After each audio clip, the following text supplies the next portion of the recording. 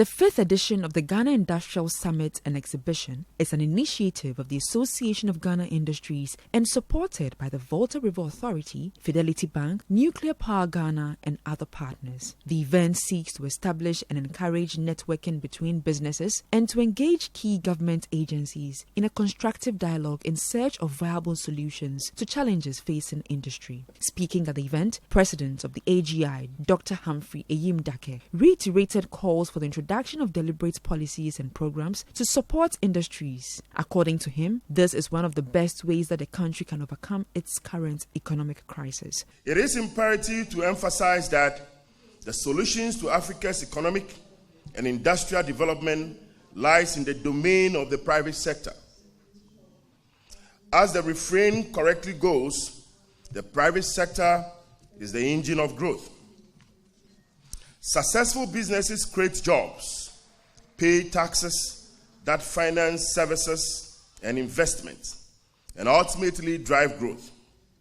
The private sector generates nearly 80% of jobs, funds about 60% of investments, and provides over 80% of government revenues, making it a viable and profitable investment spot.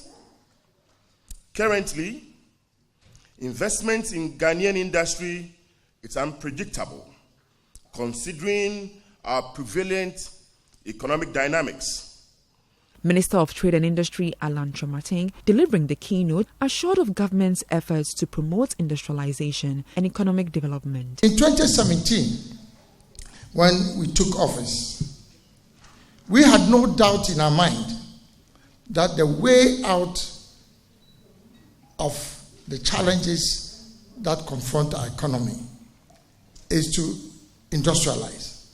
And it's against this background that we developed a comprehensive and arguably the most ambitious program for industrialization since independence, which is our 10-point industrial development agenda. And because of want of time, I'll just focus on a few of them.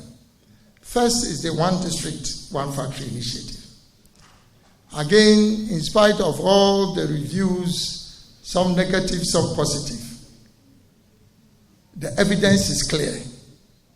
If we are talking about promoting exports, if we are talking about import substitution, then the answer lies in projects like the one D1F. Head of Cooperation of the European Union delegation, Massimo Mina, highlighted the need for a stable and predictable investment climate to attract more investors into the country. The European strongly believes that investment and investors in the current times should not look elsewhere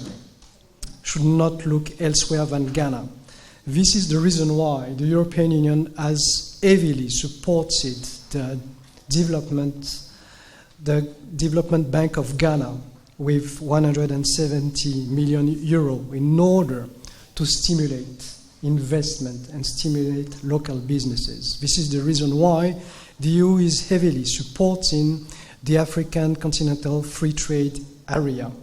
And considering the current macroeconomic context, private sector development is indispensable.